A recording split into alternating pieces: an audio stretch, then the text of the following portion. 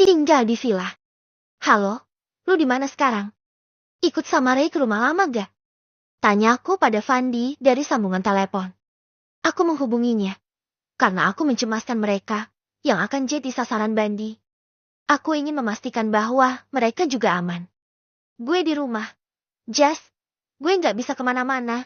Lele kan punya baby. Kita cari aman aja. Alhamdulillah Jameson 24 jam di rumah gue. Dia bantu jaga gue sama 3 temannya sesama polisi. Saat ini polisi masih memburu 5 tahanan kabur itu termasuk Bandi juga. Gue berharap mereka bisa cepat tertangkap. Jujur aja gue juga resah karena gue memang terlibat. Tapi insya Allah gue akan baik-baik aja di sini. Jelas Fandi.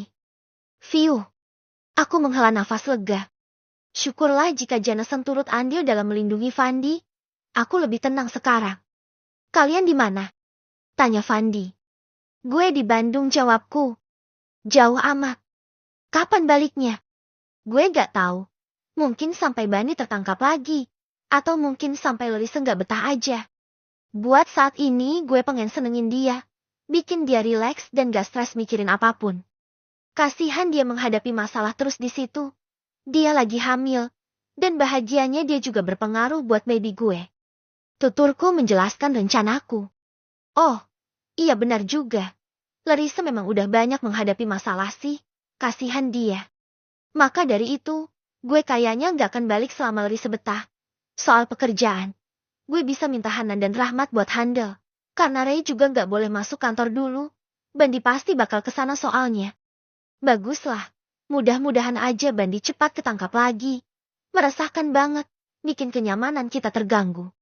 Iya, gue berasa kayak dikejar-kejar tukang kredit. Hahaha. Aku tertawa mengingat betapa ketakutannya aku menghadapi Bandi yang kabur dari penjara. Iya, rasanya seperti diuber-uber tukang kredit yang dimana kita menunggak selama berbulan-bulan. Hahaha. Ya udah, lu baik-baik di sana sama Larissa ya. Nanti gue kabari lu kalau ada info terbaru dari polisi. Pesan Fandi. Oke siap, gue tunggu. Jawabku. Telepon dimatikan. Aku berbalik untuk kembali ke tempat tidur. Tapi ku lihat Larissa sudah terbangun. Dia duduk sambil mengucek matanya. Aku datang menghampirinya. Nyenyak banget tidurnya ucapku. Larissa menatapku. Aku ketiduran ya? Tanyanya. Aku mengangguk. Aduh sayang. Maaf. Aku kecewain kamu lagi ya. Aku harusnya layani kamu tapi malah tidur. Maaf. Larissa merenggut meminta maaf padaku. Dengan memegangi tangku. Gak apa-apa. Santai aja. Lagian Junior udah tidur lagi. Jawabku santai. Aku tak mau Larissa merasa bersalah karena ketiduran dan tak jeti melayaniku. Bukan apa-apa. Tapi Larissa jika sudah merasa bersalah, maka dia akan terus bersedih. Seakan takut aku tak memaafkannya. Gimana kalau sekarang aja? Aku siap kok. Ajaknya. Larissa keluar dari selimutnya dan naik ke pangkuanku yang duduk di ranjang. Sebentar lagi maghrib. Tanggung ah. Aku pengennya lama. Aku menolak dengan halus. Tapi aku gak tenang kalau kamu belum puas. Aku merasa sangat bersalah. Aku lalai. Rengutnya lagi. Kami gak lalai. Kamu kan udah menempuh perjalanan jauh. Kamu juga lagi hamil. Kamu sangat kelelahan. Wajar kalau kamu ketiduran. Aku mengerti. Jelasku. Maaf. Sayang. Ucapnya penuh penyesalan. Dia menundukkan kepalanya sedih. Hei. Ayolah. Aku gak marah kok. Aku gak merasa kamu lalai. Aku mengerti keadaan kamu. Aku menatapnya. Kuselipkan rambutnya di telinga. Dia menatapku. Matanya berkaca-kaca. Hish. Kenapa dia selalu begini? Aku bukan tipe pemaksa. Aku mengerti keadaannya. Dan aku tak mau dia merasa kalau aku marah karena dia tak jeti melayaniku. Sah, kita bisa lakukan nanti malam ya?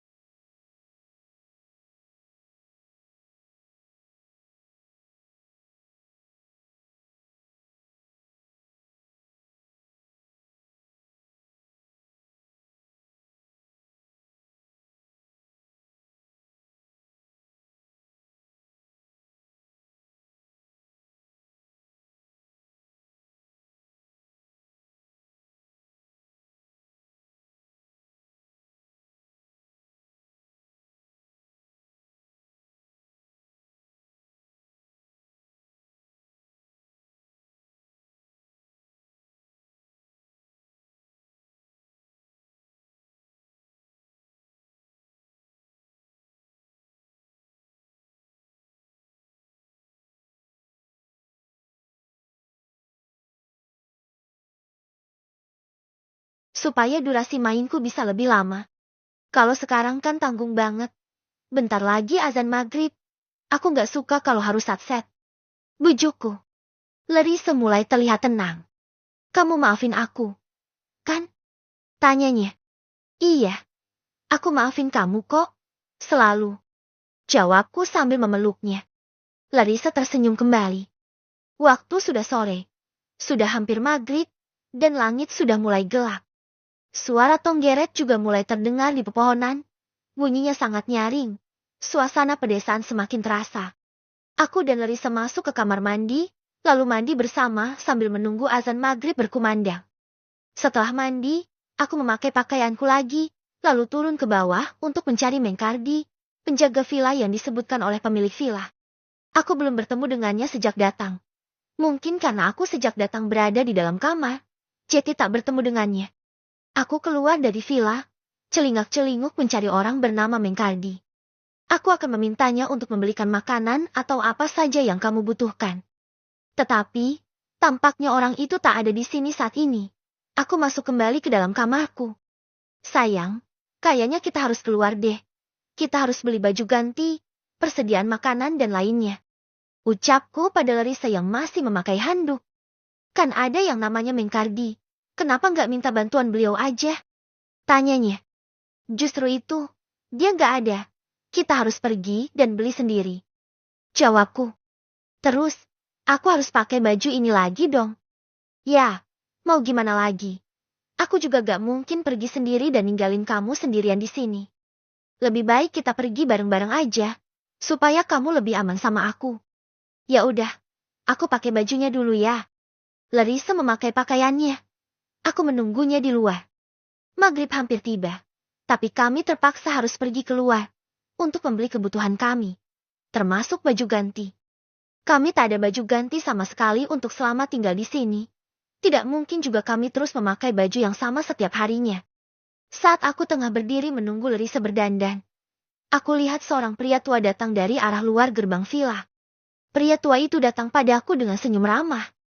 Permisi, ini yang sewa villa di sini. Tanyanya. Iya, saya baru tadi datang. Jawabku. Kenalkan, saya Kardi, pengurus villa ini. Rumah saya ada di belakang bangunan ini, terhalang tembok pembatas. Dia memperkenalkan diri. Oh, jadi orang bernama Mengkardi itu pria tua ya? Ya ampun, aku kira masih muda. Ternyata usianya bisa ditaksir kisaran 50-55 tahunan, tetapi masih bugar. Saya Jason, aku memperkenalkan diri juga. Maaf saya baru bisa ke sini. Soalnya istri saya sedang sakit. Tadi Pak Gunawan kasih tahu saya kalau ada tamu yang menginap. Jelasnya. Ah iya, gak apa-apa. Pak, saya mengerti. Jawabku. Padahal tadi aku mencari-cari dia. Tapi melihat keadaannya yang sudah tua begini, mana mau aku memerintah sesuka hati. Tak sopan sekali. Butuh sesuatu tidak? Kalau butuh sesuatu bilang saya saja. Saya akan bantu. Tanyanya lagi. Enggak usah, Pak. Ini saya mau keluar dulu.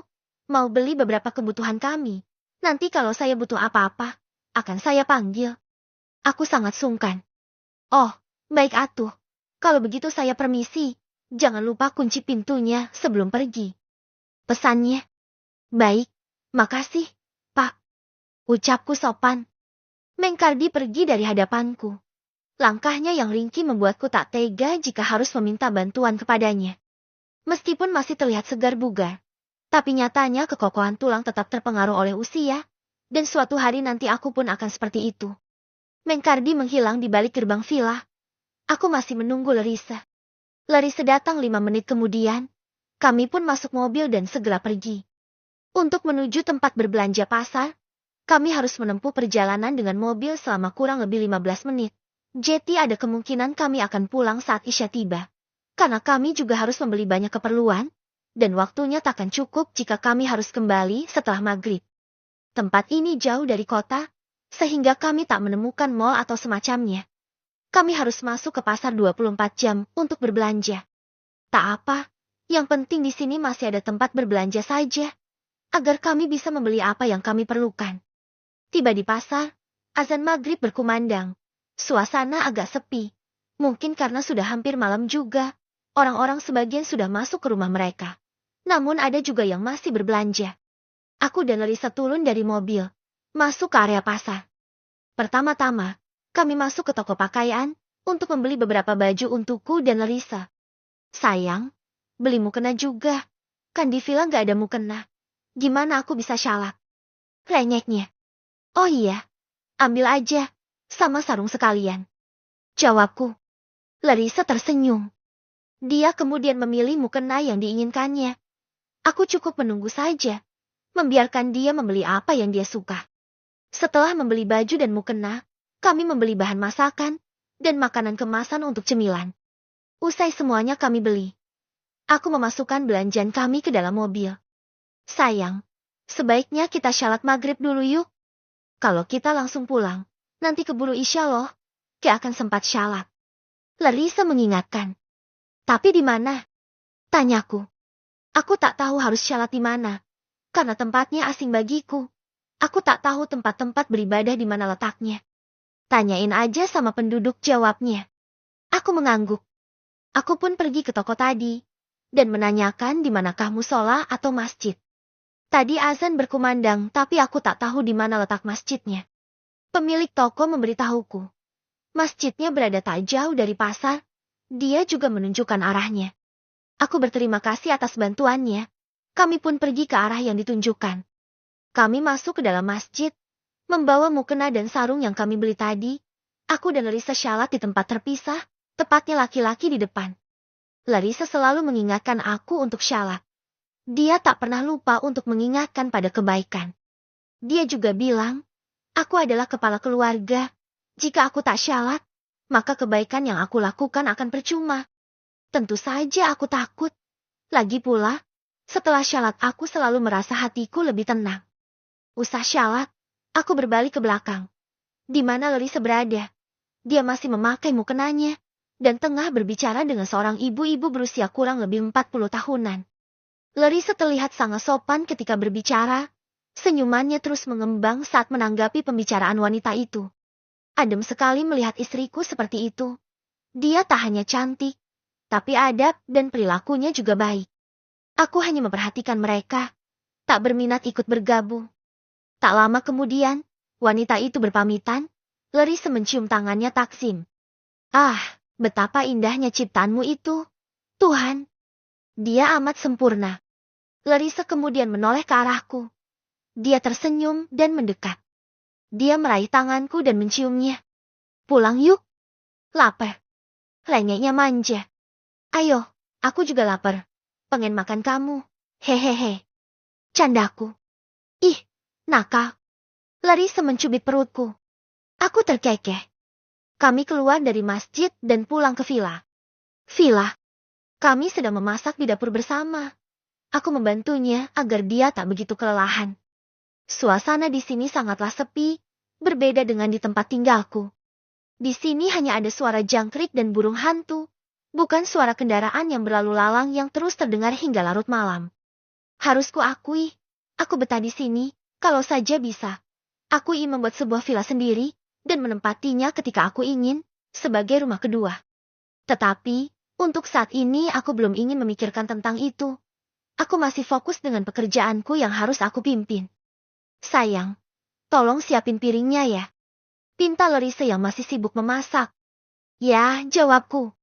Aku mengambil 2 piring dan sendok, lalu meletakkannya di atas meja makan. Aku membantu Larissa menyajikan lauk dan nasinya, lalu kami duduk bersama. Kami makan dengan lahap, sejak siang kami belum makan lagi. Hanya tadi di jalan sebelum sampai ke villa, Larissa mengajakku makan bakso pinggir jalan. Sayang, tadi kamu bicara sama ibu-ibu di masjid. Kalian kelihatan akrab deh. Aku bertanya tentang tadi di masjid. Oh, itu Bu RT setempat. Beliau memang setiap maghrib selalu syalat di sana bersama suaminya. Jawab Larissa. Aku mangut-mangut. Terus, dia ngomong apa aja? Tanyaku. Enggak banyak. Cuma bilang kapan-kapan main ke rumahnya gitu, karena beliau punya anak cewek seumuran aku. Jawab Larissa lagi. Aku mangut-mangut lagi. Aku tak bertanya apapun lagi. Aku fokus dengan makananku. Kami makan dalam diam. Tak Tak ada obrolan lagi setelah itu. Setelah makan, kami menonton TV berdua. Larissa bersandar padaku dan menjadikan bahuku bantalannya. Sayang, apa udah ada kabar dari Kak Fandi? Tanyanya. Tadi siang aku telepon dia. Buat tanyain di mana dia sekarang. Dia bilang dia tetap di rumahnya. Karena Lele punya baby, gak boleh pergi jauh. Di sana dia pakai jasa Jameson sama 3 temannya juga. Jadi kemungkinan Fandi dan Lele akan aman. Jelasku. Syukurlah. Terus gimana sama Kak Ray? Dia tinggal di rumah lamanya sama Amira buat saat ini. Rumah itu gak diketahui Bandi. Insya Allah aman juga. Jawabku. Alhamdulillah ucapnya. Sedang asyik menonton TV, Larissa tiba-tiba naik ke pangkuanku. Aku cukup terkejut dibuatnya. Mau sekarang? Tanyanya.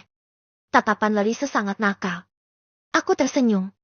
Oke, kalau Nyonya Larissa Abraham mau, saya siap melakukannya. Jawabku. Mau berapa ronde? Heh. Tanyaku. Sampai kamu lemas aja, jawabnya. Hahaha. Aku tertawa puas. Larissa lucu jika nakal seperti ini. Aku berdiri dari dudukku. Membopong tubuhnya untuk membawanya ke kamar kami. Yakin bisa layani aku sampai aku lemas? Tanyaku. Yakin, jawabnya genit. Kayaknya ini bukan aku yang pengen.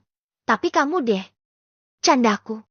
Dia mendekatkan mulutnya ke telingaku, lalu berbisik. Betul sekali. Bisiknya. Aku menatapnya. Dia tersenyum sangat nakal. Aku tertawa dan membawanya masuk kamar. Baiklah, mari kita eksekusi.